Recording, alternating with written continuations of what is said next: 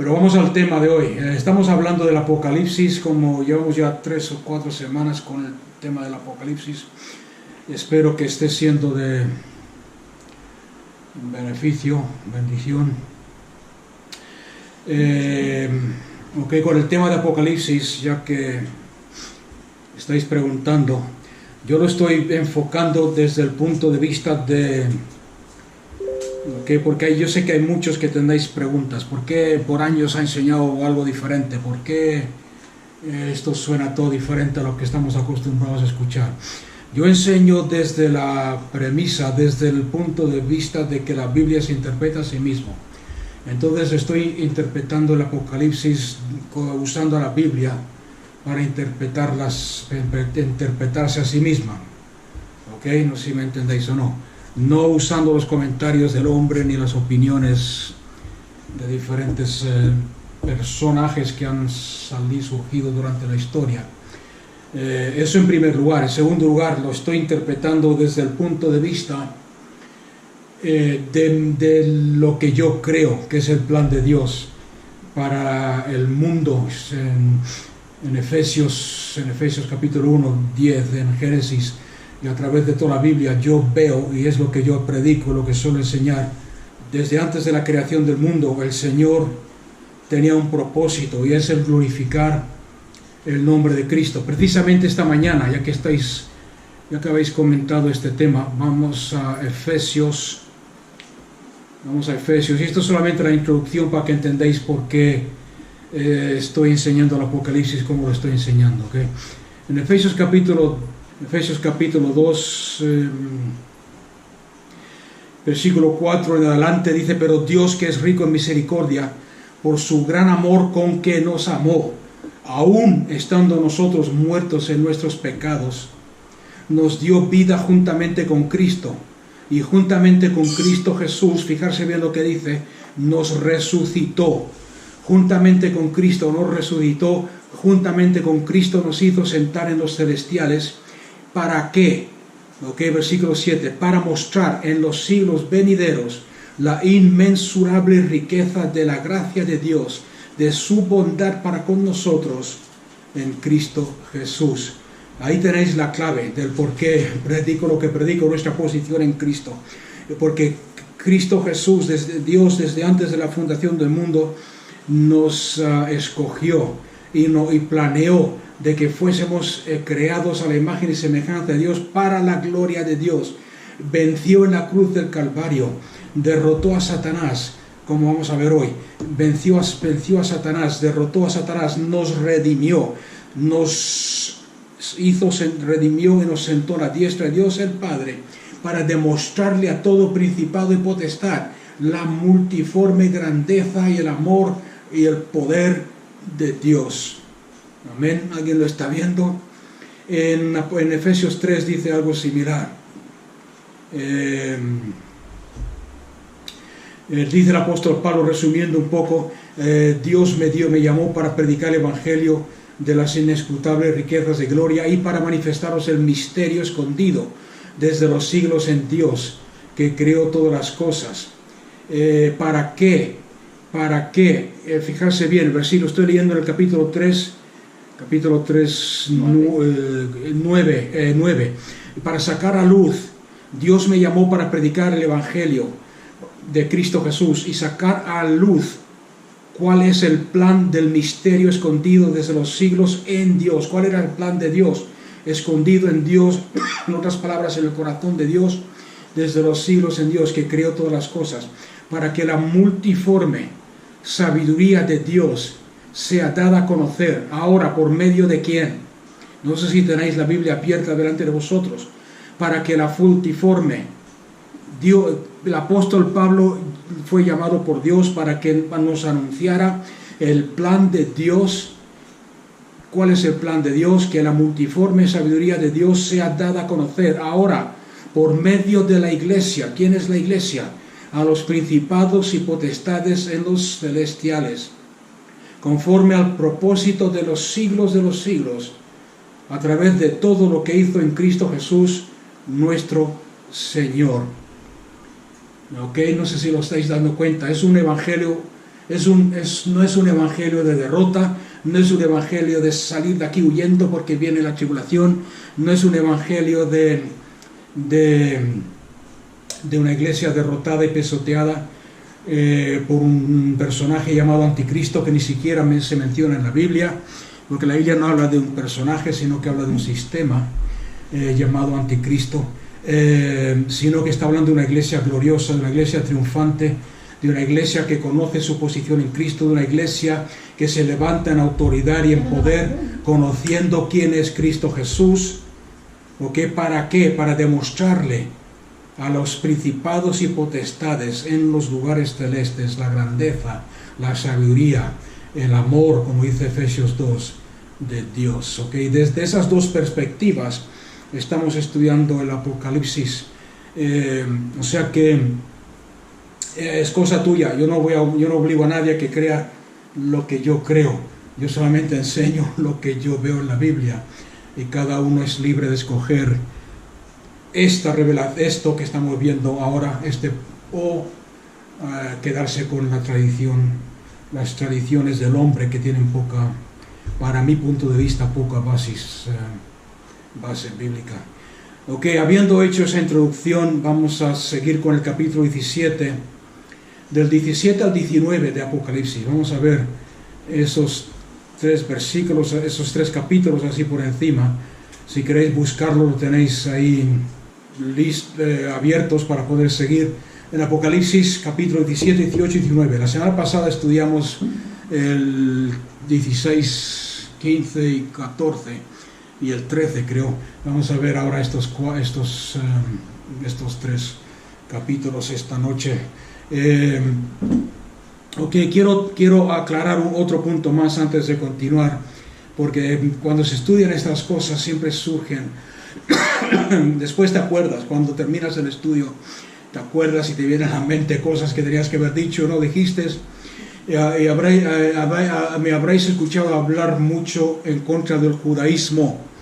Ok, estoy hablando aquí y quiero aclarar ese punto. No estoy hablando en contra de los judíos. Romanos 11 dice bien claro que los judíos que sean salvos, y vamos a verlo esto en más detalle, los judíos que acepten a Cristo como el Mesías y el Salvador serán salvos y serán añadidos al nuevo hombre. ¿Ok? Cristo Jesús murió para derrumbar la pared intermedia entre los dos, entre lo que separaba al gentil del judío. Cristo Jesús lo derrumbó y de las dos hizo un solo nuevo. ¿Ok? Esa es la palabra clave, un solo nuevo hombre, que no es ni judío ni gentil, sino que es el cuerpo de Cristo Jesús, en Cristo Jesús. ¿Ok? Hago esa énfasis porque muchos cuando escuchan esto dirán, no soy antijudío, lo que sí soy es antijudaísmo. ¿Ok? Porque el judaísmo que se vivía en los tiempos de Jesús, y el judaísmo que se vive en general hoy en día no es la religión del Antiguo Testamento. Si estudiáis con cuidado las enseñanzas, estoy hablando del judaísmo en los tiempos de Jesús, ¿okay? No el judaísmo en los tiempos de Moisés.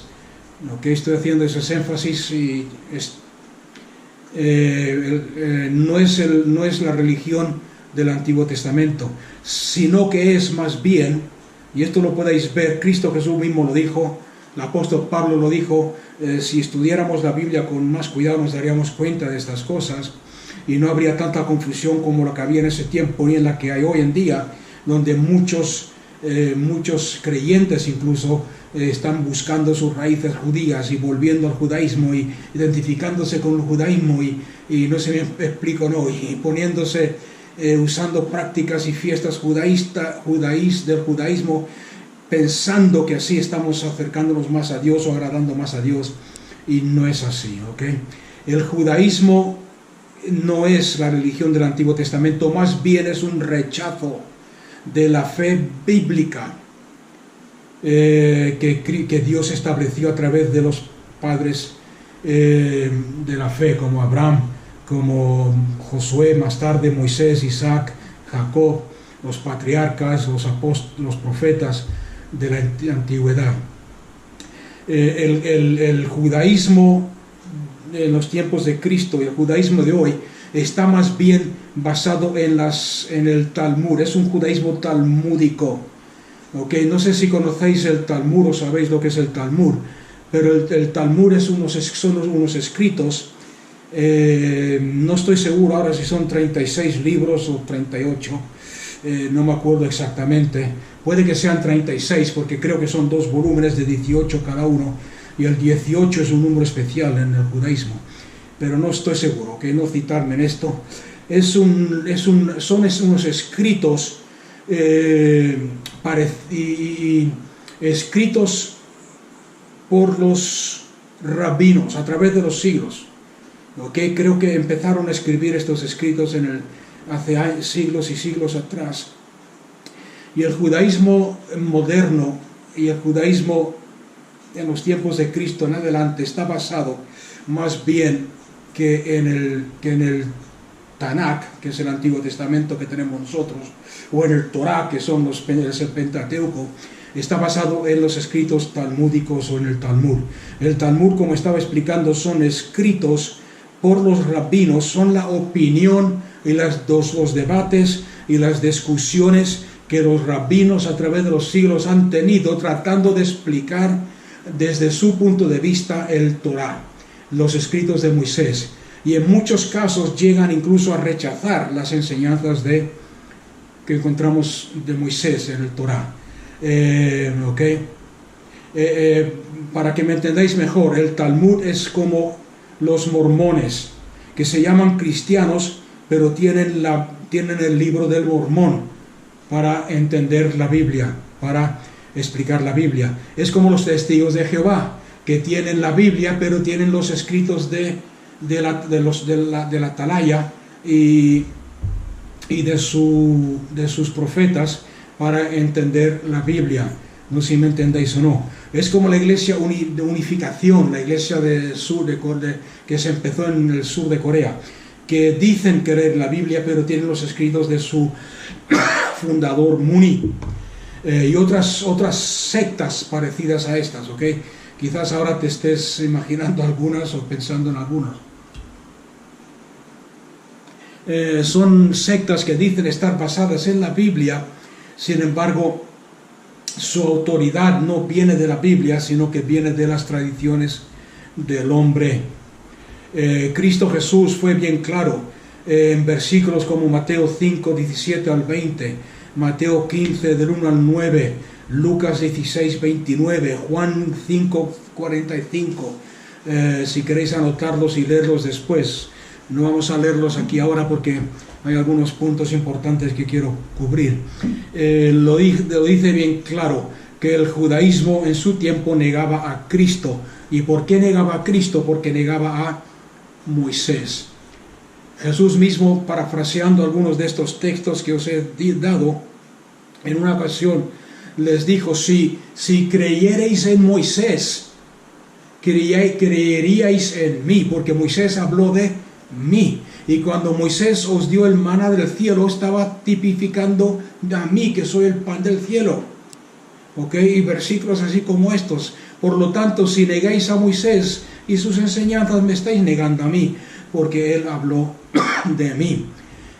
Si creyereis en Abraham, como decís vosotros, que vuestro padre es Abraham y que sois hijos de Abraham, creeríais en mí, porque Abraham creyó en Dios, creyó en mí.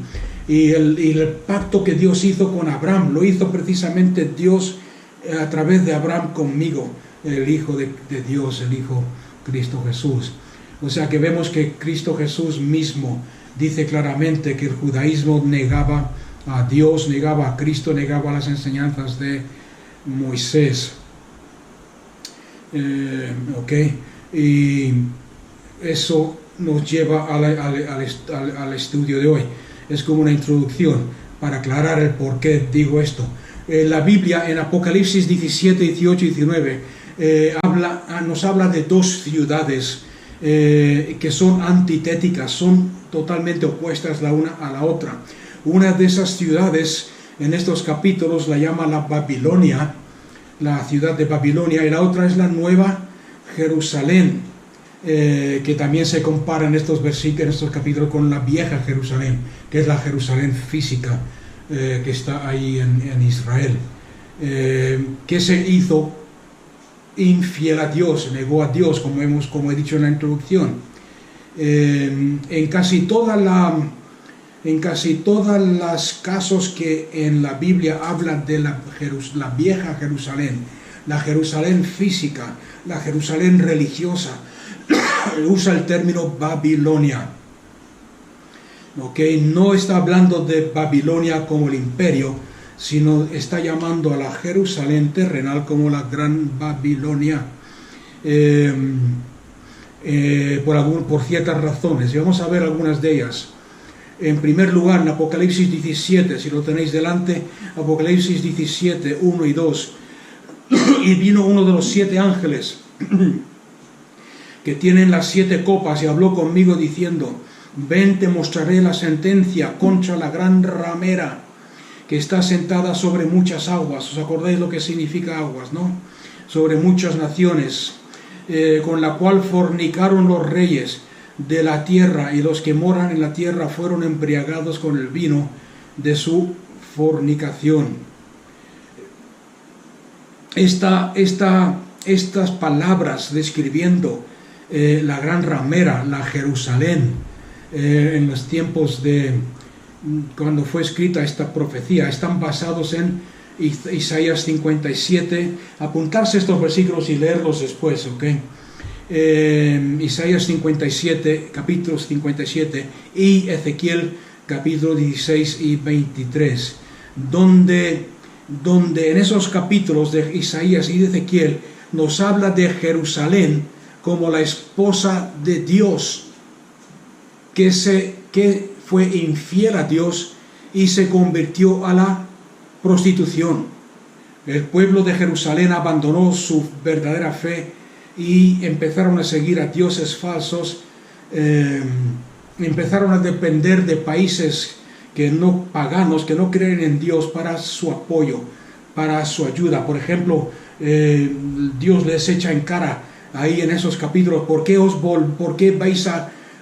veis y dependéis de la fuerza de los caballos y los jinetes de Egipto, cuando yo soy vuestro Dios, Sabaoth, el Dios de los ejércitos, el que os ha sacado de la tierra de esclavitud y el que ha luchado vuestras batallas por vosotros? ¿Por qué en el Nuevo Testamento, en los tiempos cuando Jesús habla estas cosas, el pueblo de Jerusalén, de Israel, estaban apoyados en el imperio romano, como ya hemos visto en otras ocasiones? El pueblo romano, el imperio romano era su protector, dependían mucho. No hagamos esto para no ofender a César, no tengamos cuidado con lo que decimos para no ofender a César. Le dijeron a Jesús en una ocasión: Jesús, sana al siervo de este líder romano, porque él fue el que nos construyó el tabernáculo, el tabernáculo que tenemos aquí en este lugar. O sea que dependían mucho del hombre y de las naciones paganas. En Ezequiel capítulo 16, versículo 25, vamos a leerlo para que entendáis de qué va la cosa. Ezequiel 16, 25. Y según qué versión estáis leyendo, según qué traducción estáis leyendo, estos pasajes pueden ser un poco fuertes, por el vocabulario que usan. Por eso he escogido esta versión. No, en un momento voy a cambiarla.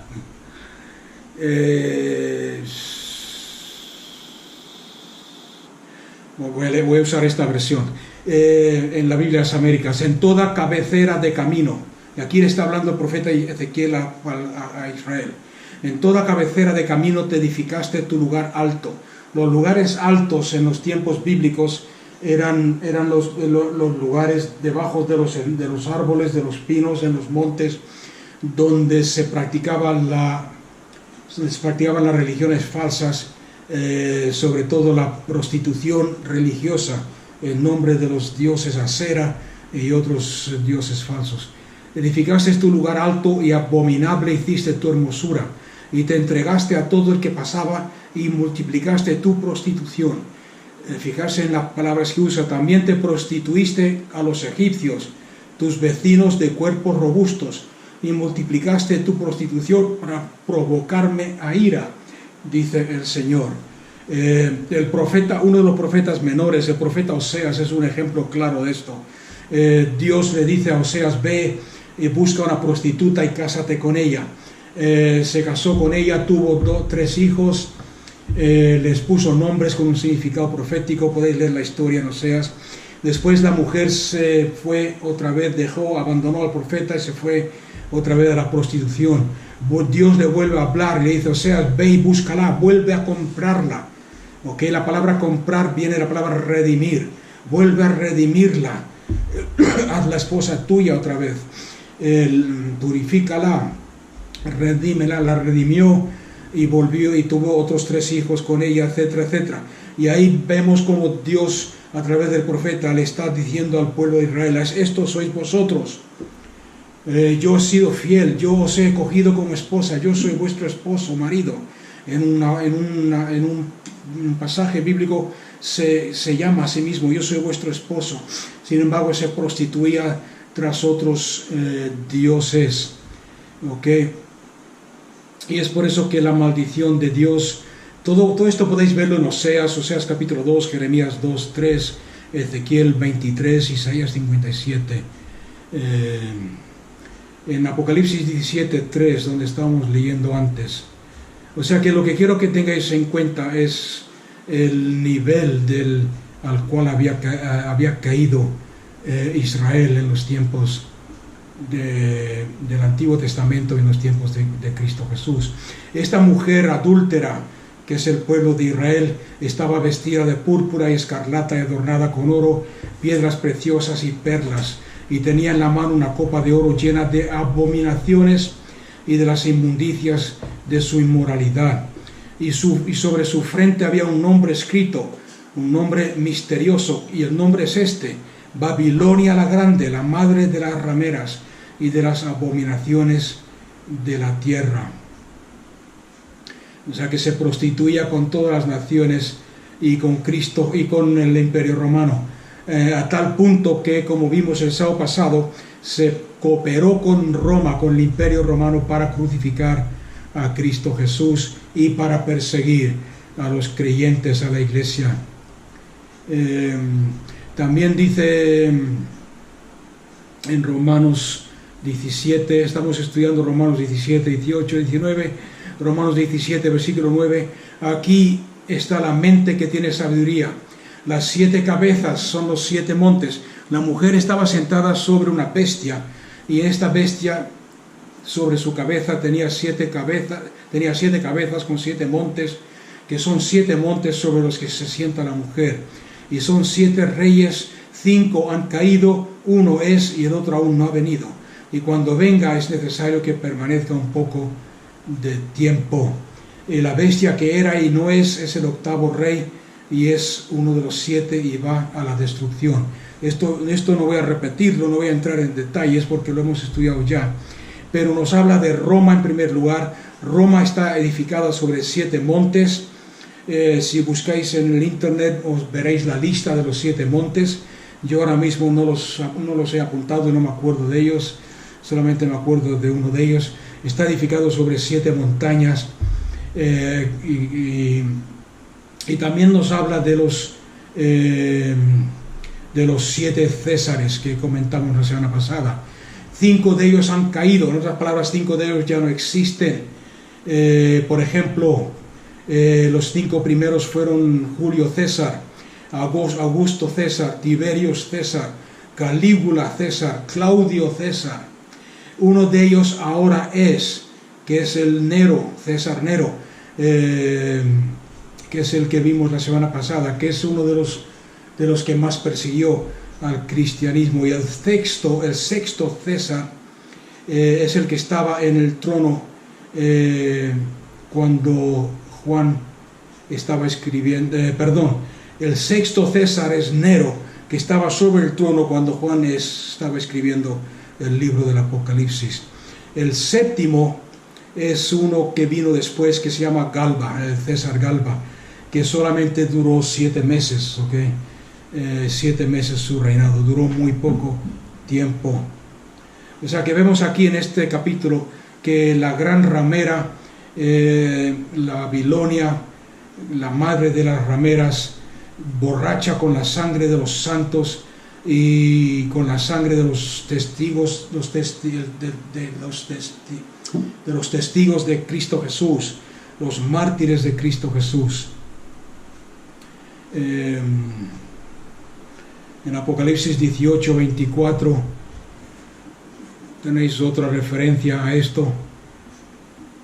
Dice Juan, y en ella, en Babilonia, en ella fue hallada la sangre de los profetas, la sangre de los santos y de todos los que habían sido muertos sobre la tierra. Lo que acordarse que cuando la Biblia habla de la tierra está hablando de Israel, no del mundo entero. Entonces aquí está hablando de los cristianos, de los profetas, de los santos. Cristo Jesús mencionó esto en Mateo 23, quizás uno de los pasajes más tristes, las palabras más tristes de Cristo Jesús se encuentran en Mateo 23, 34, cuando va entrando a Jerusalén y les dice, por tanto, mirad, yo os envío profetas, sabios y escribas, de ellos a unos los matasteis, a otros crucificasteis, a otros los azotasteis en vuestras sinagogas y los perseguisteis de ciudad en ciudad, para que recaiga sobre vosotros la culpa o la carga de toda la sangre justa derramada sobre la tierra, desde la sangre del justo Abel hasta la sangre de Zacarías, hijo de Berequías, a quien matasteis entre el templo y el altar. Y os digo que toda esta sangre, que el castigo por toda esta sangre de los profetas que habéis derramado sobre esta generación, caerá sobre esta generación, la generación que estaba viviendo cuando Jesús dijo esto. En Hechos capítulo 7 podéis ver un montón de ejemplos en la Biblia. Os daréis cuenta que que tenemos aquí el apoyo para ver todos estos conceptos en Hechos capítulo 7, versículos 51 y 52 al final del capítulo. Vosotros que sois duros de cerviz e incircuncisos de corazón y de oídos, resistís siempre al Espíritu Santo, igual que hicieron vuestros padres, así también hacéis vosotros. O sea que aquí Pedro le está hablando a los judíos de su tiempo, en los Hechos de los Apóstoles, y los está comparando a los padres, a sus padres. Está diciendo, sois exactamente igual, no habéis cambiado absolutamente en nada, duros de cerviz e incircuncisos de corazón y de oídos. Vosotros resistid siempre al Espíritu Santo, igual que hicieron vuestros padres también vosotros. Y después les pregunta a ellos, ¿a cuál de los profetas no persiguieron vuestros padres? Y mataron a los que anunciaron de antemano la venida del justo. ¿Quién es el justo? Cristo Jesús. Desde antes, desde Caín, desde el Antiguo Testamento, ya estaban anunciando la venida de Cristo Jesús. Acordarse que todas las Escrituras nos señalan a Cristo Jesús, del cual vosotros ahora llegasteis a ser traidores y asesinos. Vosotros lo asesinasteis. Vosotros que recibisteis la ley de Moisés mediante instrucciones de ángeles y no la guardasteis. O sea que vemos aquí que toda esta sangre, o sea que por eso quiero que veamos, como dije al principio, que el Apocalipsis es un pacto, es como una denuncia, una demanda. Dios está diciéndole a Jerusalén, le está echando al cara a Israel, yo hice un pacto con vosotros, yo os amé, yo os llamé como mi esposa, yo os esposé como esposa, yo os amé, yo he dado todo por vosotros, os he dado la ley, os he mandado profetas, os he mandado sabios para que os anuncien las buenas nuevas, para que os avisen de mi amor. Sin embargo, habéis resistido al Espíritu Santo y habéis rechazado a toda esta gente. Ahora os toca pagar por vuestra rebeldía. ¿Okay? Y este es el juicio que vendrá sobre vosotros.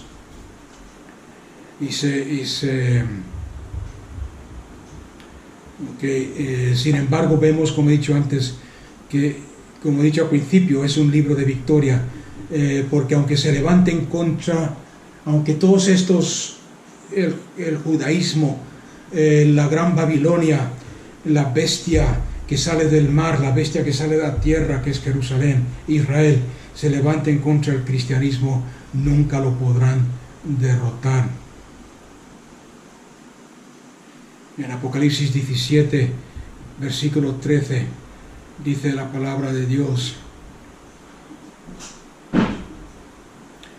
estos tienen un mismo propósito y entregan su poder y autoridad a la bestia.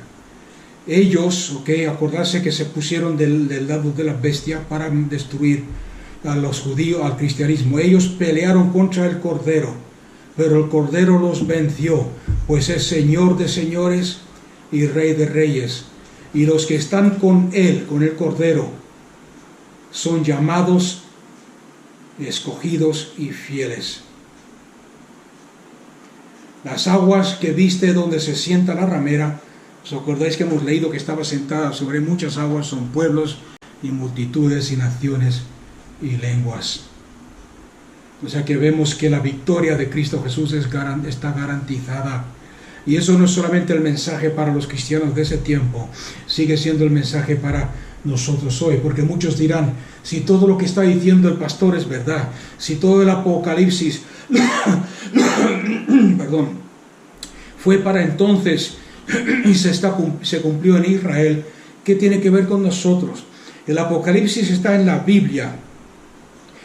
Como dice el apóstol Pablo, todas estas cosas fueron escritas, tanto las cosas del Antiguo Testamento como lo que pasó con Israel, para que nosotros aprendamos de ellas y como ejemplo para nosotros, y para que nos demos cuenta que aunque venga persecución y las cosas estén mal y las tinieblas aumenten, Cristo Jesús es el vencedor. Cristo Jesús ha vencido. Cristo Jesús es victorioso. La victoria la tenemos garantizada. Y es por eso que tenemos que aprender a luchar desde nuestra posición de victoria en Cristo Jesús. Ahora, ¿qué pasa? Que vemos que la Babilonia, Jerusalén, se pervierte y se vuelve en contra de Dios y se convierte en la gran ramera, la gran Babilonia. Jerusalén comete fornicación con las naciones paganas. Sin embargo, en el año 70 después de Cristo, todas estas naciones que hicieron pacto con ella, incluyendo el Imperio Romano, se vuelven en contra de ella, como podemos ver en Mateo 24, se vuelven en contra de ella. Y como dice en Apocalipsis 17 y 16, y los 10 cuernos, ¿os acordáis lo que eran los 10 cuernos? Los césares, el Imperio Romano, los 10 cuernos que viste y la bestia, estos aborrecerán a la ramera. Acordarse que la ramera se acostó con ellos, la ramera se prostituyó con ellos. Sin embargo, llega un momento cuando se vuelven en contra de ella y la dejarán desolada y desnuda y devorarán sus carnes y a ella la quemarán con fuego. Y todo esto pasó en el año 70 después de Cristo. Roma, el Imperio Romano, asedió a Jerusalén, asedió la gran ciudad de Israel, de Jerusalén, por años, por mucho tiempo, hasta que al final, como nos dice en Mateo, en la Biblia, los historiadores como Josefo, se comían el uno al otro, se mataban el uno al otro, los judíos, las mujeres se comían sus propios bebés, se mataban y destruían el uno al otro. Cuando al final consiguieron entrar, el César consiguió entrar en la ciudad, la sangre, se quedó asombrado y espantado, horrorizado totalmente. Dice porque vio que lo que había pasado adentro, la pudrición, el hedor, la sangre de los muertos llegaba hasta la mitad de las ruedas de los carros, etcétera, etcétera. Y fue destruida, quemó el templo, no quedó piedra sobre piedra, y totalmente arrasada por el fuego. Ahora, lo interesante de esto es que cuando la bestia destruye a Jerusalén, la bestia cree que está destruyendo y está haciendo la guerra a Cristo y a su iglesia. Y eso ha pasado a través de todas las generaciones y sigue pasando hoy en día. Por ejemplo, los musulmanes, el Islam, cuando demuestran su odio contra el cristianismo, ¿a quién está incluido en esas creencias? Los cristianos verdaderos, a Cristo y su iglesia. ¿Me entendéis o no?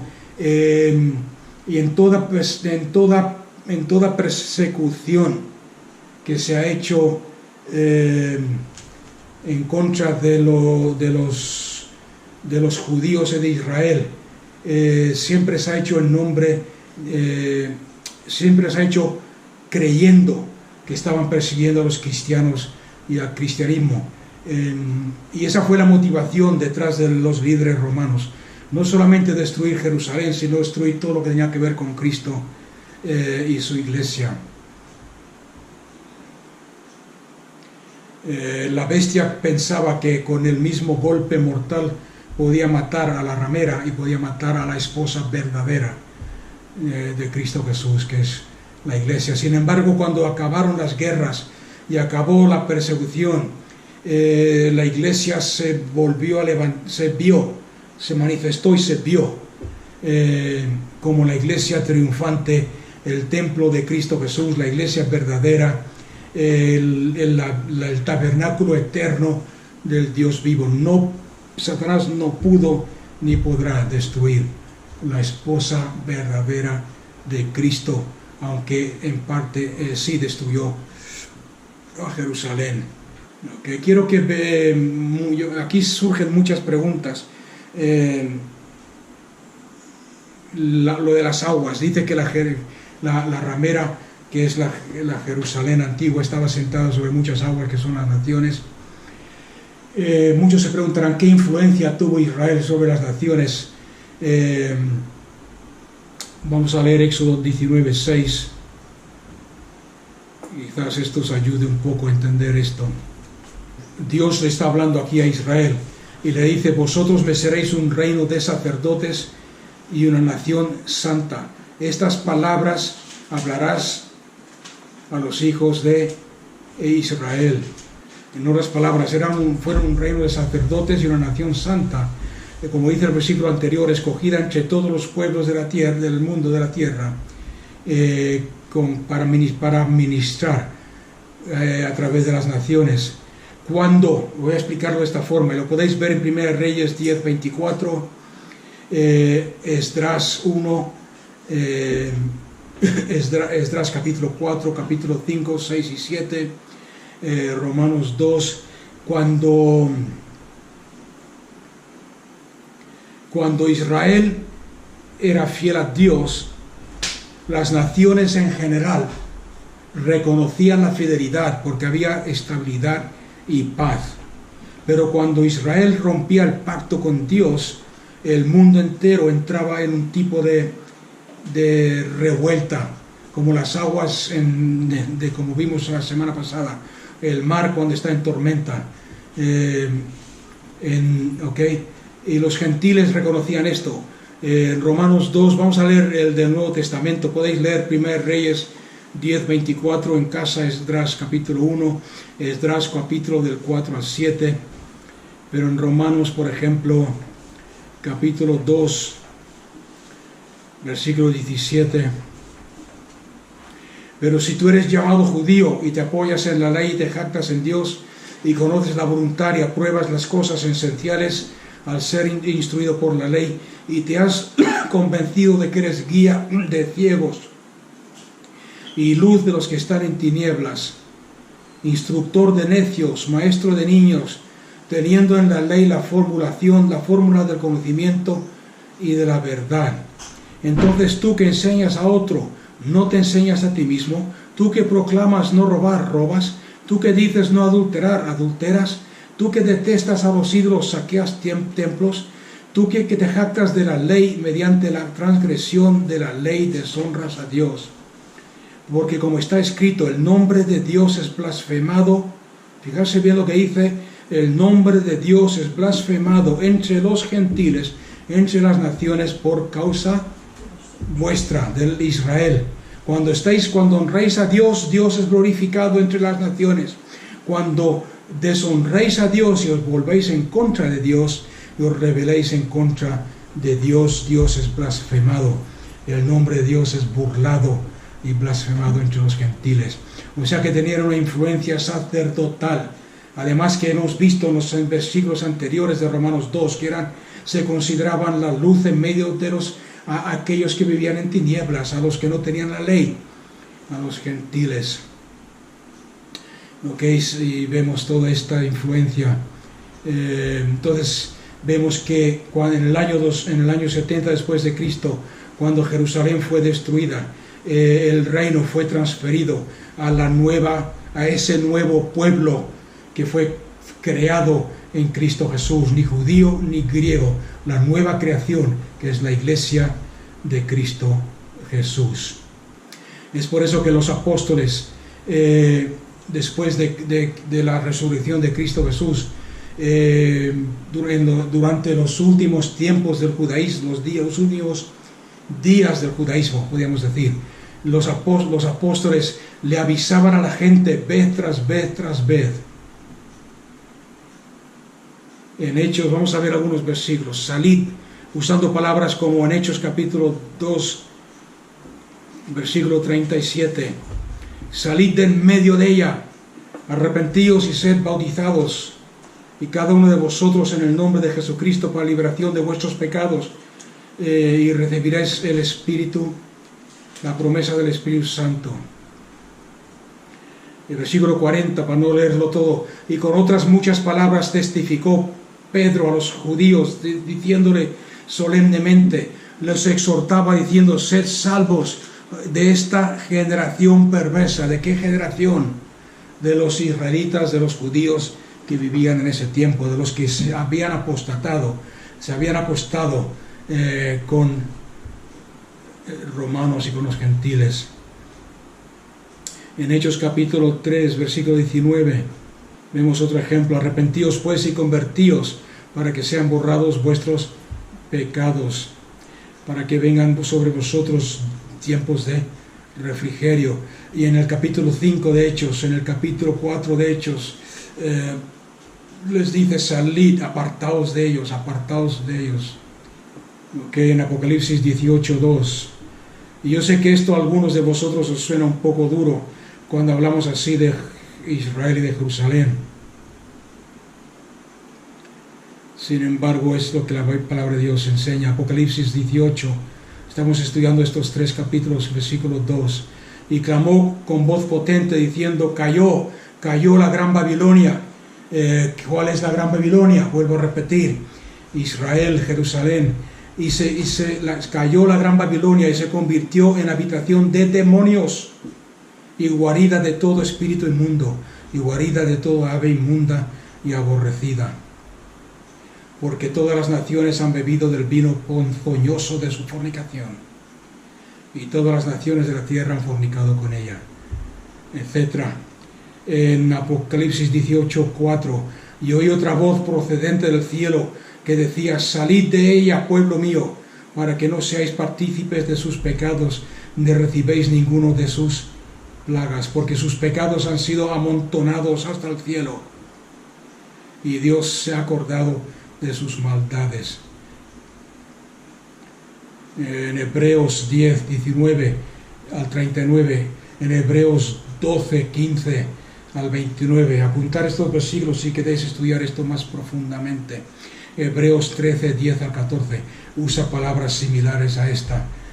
Okay.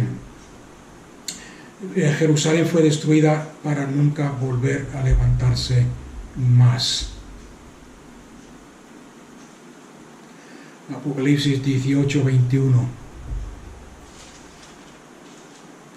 Y un ángel fuerte levantó una piedra como una gran piedra de molino y la echó al mar, diciendo: así con ímpetu será arrojada Babilonia, la ciudad grande es Jerusalén, y ya jamás será hallada. Y muchos se preguntarán: sí, pero eso se contradice a la verdad, a la realidad, porque Jerusalén sigue estando en pie en el siglo XXI. ¿Cómo puedes decir que fue destruida totalmente, como dice aquí el ángel, en el año 70? Lo que quiere decir, quiero que pongáis atención a esto, lo que quiere decir es que Israel, como un pueblo de pacto, dejó de existir. Jerusalén, como la gran ciudad, como la ciudad santa, ya no será hallada jamás. Ahora, como he dicho antes, y es verdad que en Romanos 11 nos dice que los descendientes de Abraham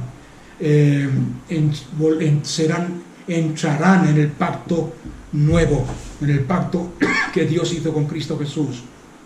Pero no, podéis leerlo, vamos a leerlo en un minuto, pero no como un pueblo distinto, no como una nación santa, no como un sacerdocio especial, no como un pueblo aparte, no como un pueblo privilegiado. ¿Me estáis escuchando o no?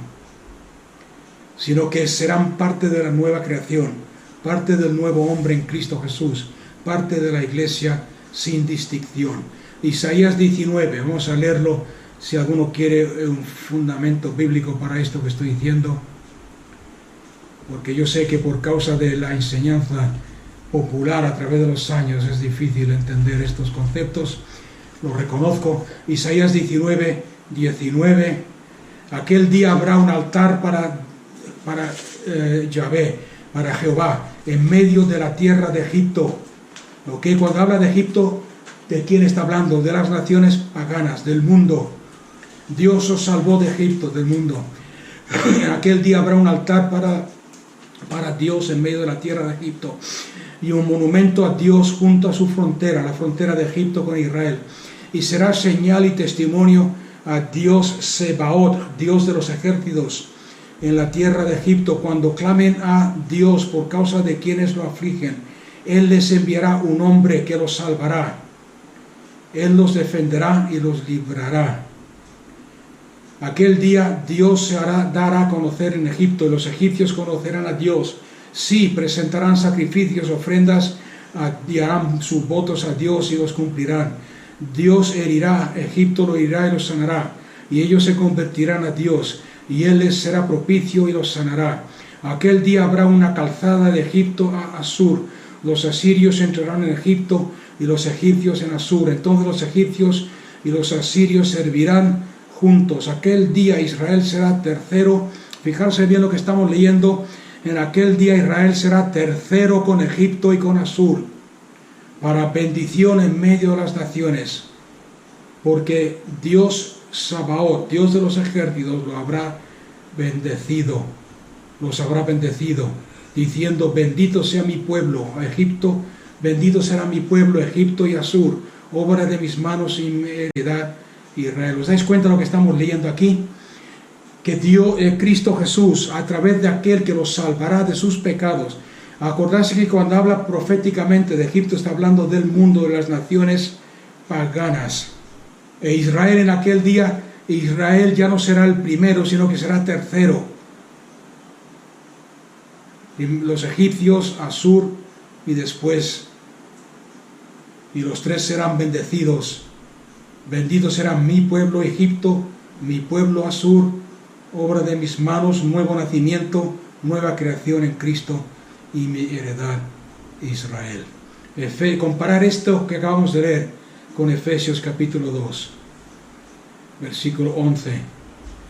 Por tanto, recordad que en un tiempo vosotros los gentiles en la carne, en otros tiempos llamados incircuncisión, por la circuncisión, por los judíos, hecha a mano en la carne, estabais en aquel tiempo apartados de Cristo, excluidos de la ciudadanía de Israel y extraños a los pactos de la promesa, no teniendo esperanza y sin Dios en el mundo. Pero ahora en Cristo Jesús, vosotros que en otro tiempo, gentiles, naciones, estabais lejos, fuisteis hechos cercanos por la sangre de Cristo, porque Él es nuestra paz, el que habiendo derribado la pared intermedia de separación, la enemistad de entre ambos pueblos, hizo uno, aboliendo en su carne la ley de los mandamientos, expresada en preceptos, para crear en sí mismo de los dos un solo nuevo hombre.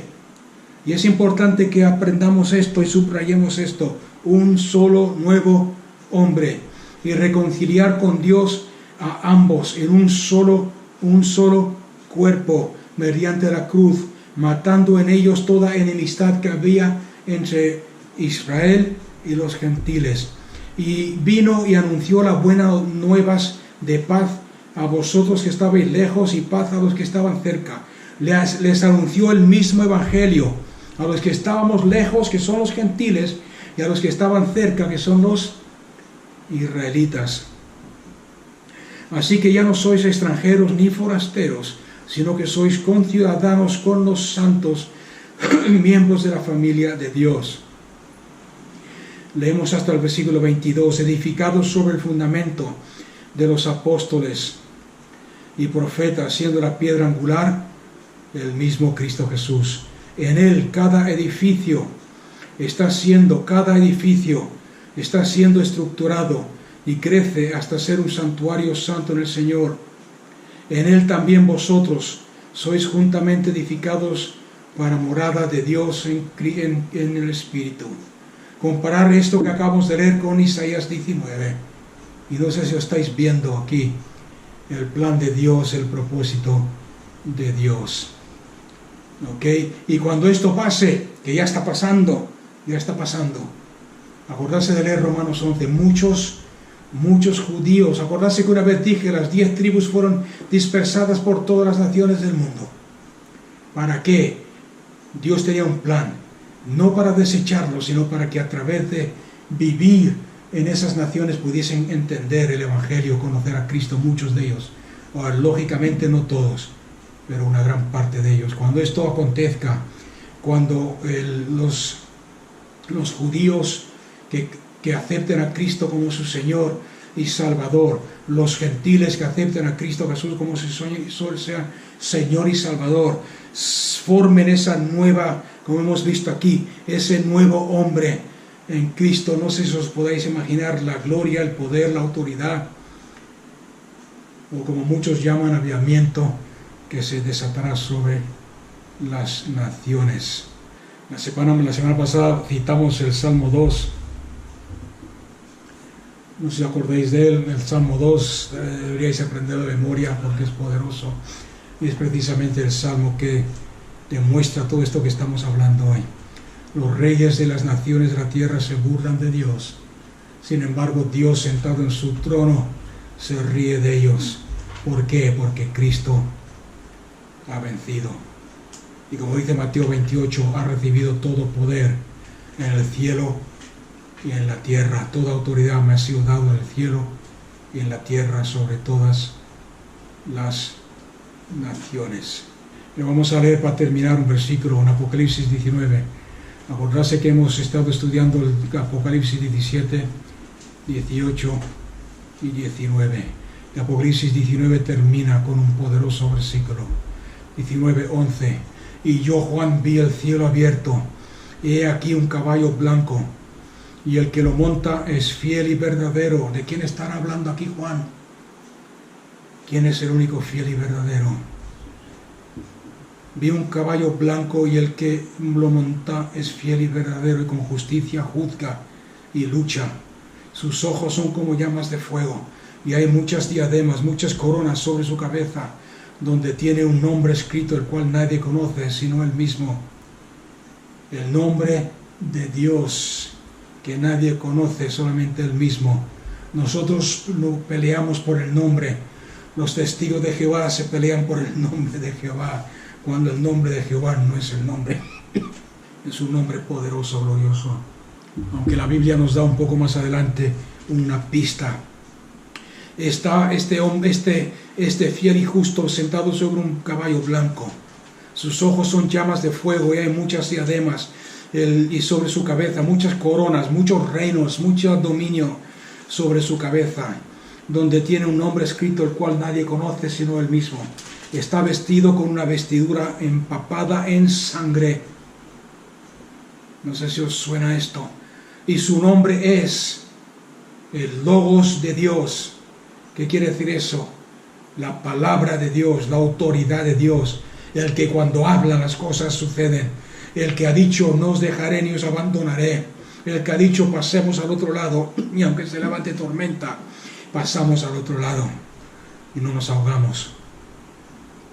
Versículo 14, los ejércitos celestiales, vestidos de lino fino, blanco y limpio, le siguen en caballos blancos. De su boca sale una espada aguda para herir. ¿Quién son estos ejércitos celestiales vestidos de lino fino? ¿Qué dicen los profetas? Y a su esposa se le ha concedido que se vista de lino fino. ¿Por qué? Porque ha vencido. Versículo 15. ¿Cómo vencerá? Fijarse bien lo que estamos leyendo. Su nombre es el Logos de Dios. De su boca sale una espada aguda, porque este es el secreto a vencer y ser vencedor. De su boca sale una espada aguda para herir con ella a las naciones, y las pastoreará con vara de hierro. Él pisa el lagar del vino, del furor de la ira del Dios Todopoderoso. Y en la vestidura y en su muslo tiene un nombre escrito. ¿Cuál es el nombre? Rey de Reyes y Señor de Señores. Aquí está el secreto a la victoria. Aquí está el secreto a que los ejércitos celestiales, a que vivamos en victoria. Esta mañana estaba llorando, estaba orando. Normalmente no comparto estas cosas personales generalmente. Estaba llorando, orando, diciendo: Señor, la victoria, Señor, ¿dónde está la victoria? Señor, danos la victoria, Señor. Estoy estudiando Apocalipsis y le estoy diciendo al pueblo que es un libro de victoria. Señor, ¿cuándo es el tiempo de la victoria? Y el Espíritu Santo me dijo: porque en Cristo Jesús, y fijarse bien porque está escrito aquí, en Cristo Jesús estás sentado en lugares celestiales, porque has muerto con Cristo, has muerto en Cristo, has sido enterrado, sepultado en Cristo, has resucitado en Cristo. Su vida de resurrección es tu vida de resurrección, y juntamente con Cristo estás sentado en lugares celestiales. Este es el secreto. Tenemos que vernos, no vernos que Cristo murió por mí en la cruz y repetir palabras bonitas, he muerto con Él en la cruz. No, para la mayoría, por no decir todos los creyentes, y esto es un estudio aparte, pero siento que necesito terminar con esto. Para la mayoría de los creyentes, el hecho de que Cristo Jesús murió en la cruz del Calvario es un hecho en el pasado lejano, bonito. Sí, Jesús murió por mí. Sí, Jesús me perdonó mis pecados. Sí, Jesús me sentó a la diestra. Pero tenemos que empezar a vernos. Abre tus ojos y empieza a verte. Juntamente con Cristo fui crucificado. Tienes que verte en esa cruz. Tienes que verte sepultado. Tienes que verte en esa tumba. Tienes que verte al tercer día resucitado en Cristo, con un cuerpo glorificado, el cuerpo de Cristo, la gloria de Cristo, la autoridad y el dominio de Cristo. Tienes que verte sentado en lugares celestiales juntamente con Cristo, con todo principado debajo de tus pies. ¿Qué es lo que vence a las naciones? ¿Qué es lo que nos da la victoria? ¿Qué es lo que nos, como dice aquí, los ejércitos celestiales vestidos de lino fino? A su esposa se le ha concedido que se vista de lino fino, que son las obras justas de aquellos redimidos que han creído en Cristo y en su poder. ¿Cómo se vence? Con la espada de dos filos que sale de la boca de Dios, y de su boca sale una espada aguda. ¿Cuál es la espada que sale de la boca de Dios?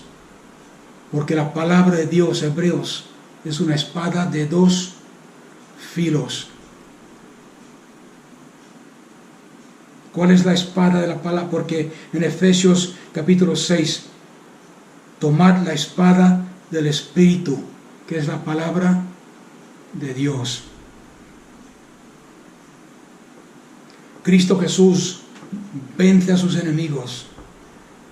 Cristo Jesús vence a sus enemigos y está sentado a la diestra de Dios el Padre, esperando que todos sus enemigos sean puestos por estrado de sus pies. Cristo Jesús vence a sus enemigos a través de su cuerpo, que eres tú y yo, cuando blandimos la espada de dos filos, que es la palabra de Dios, cuando de nuestra boca sale la palabra de Dios, cuando en medio de las naciones declaramos y hablamos la palabra de Dios, en medio de las tinieblas, en medio de la oscuridad, en medio de toda tribulación, en medio de toda lucha. ¿Alguien me está entendiendo lo que estoy tratando de decir? Porque no sé si lo estoy transmitiendo bien.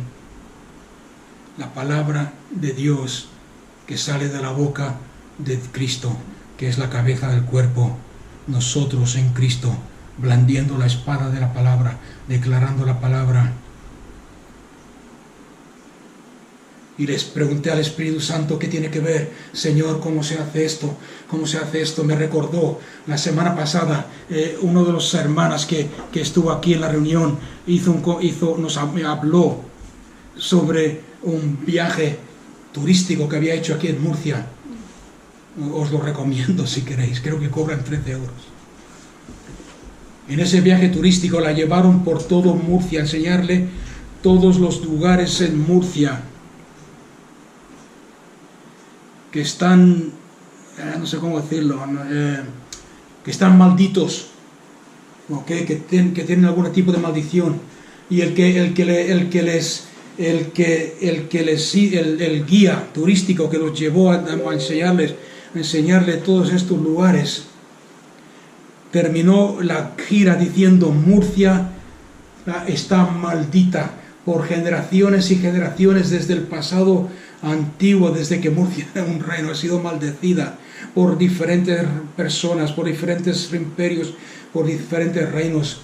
De ahí hay dichos como que Murcia es lo último del mundo, Murcia mata al rey, vete a Murcia, porque Murcia, y hasta el día de hoy, y esto el Espíritu Santo me lo habló a mi corazón, hasta el día de hoy, hasta los mismos cristianos maldecimos. Murcia está seca, Murcia está maldita, no, el cristianismo no crece en Murcia, los murcianos y no solamente la iglesia, sino el mundo. Murcia es maldita, Murcia es lo peor de España, Murcia es lo último. Y el Espíritu Santo me dijo: es tiempo que el cuerpo de Cristo, la iglesia, el ejército celestial, coja la palabra de Dios, la espada de dos filos, y empiece a derrumbar y a destruir toda maldición sobre Murcia, declarando bendición. Declarando bendición. ¿Cómo se hace, Espíritu Santo? El Espíritu Santo me dijo: cada vez que salgas a la calle, cada vez que ores por Murcia, no digas mira qué pecador, mira qué rebelde, mira qué duros, sino que bendícela. Háblale a Murcia, di: Murcia, eres bendecida, Murcia, eres próspera, Murcia, en ti se encontrará trabajo para todos nuestros hijos, para esta generación que se está levantando. Murcia, eres un lugar de destino, Murcia, eres una región bendecida, Murcia, eres una región de avivamiento, Murcia, la presencia de Dios y el conocimiento de la gloria de Dios será conocida en ti, y serás la luz de las naciones. ¿Alguien me está escuchando? De su boca será una espada aguda, y con ella los ejércitos celestiales vestidos de lino fino vencerán en el nombre de Cristo Jesús, porque Él es Rey de Reyes y Señor de Señores. Háblale a la región, háblale a tu familia, háblale a tus hijos. Eres bendecida, eres bendecida, eres bendecida. No le pidas a Dios que la bendiga, bendícela tú, porque la espada sale de tu boca. Tú eres el cuerpo de Cristo. Tú has sido hecho, como dice Apocalipsis, una nación de reyes y sacerdotes. ¿Os acordáis lo que he dicho antes, la influencia que Israel tenía sobre las naciones? Aplícalo a tu vida hoy mismo. ¿Qué influencia tienes tú? Y siempre volvemos a lo mismo. Levántate, despierta y levántate de tu sueño, porque la gloria de Dios ha amanecido sobre ti, y los reyes de esta tierra vendrán a la luz de tu gloria.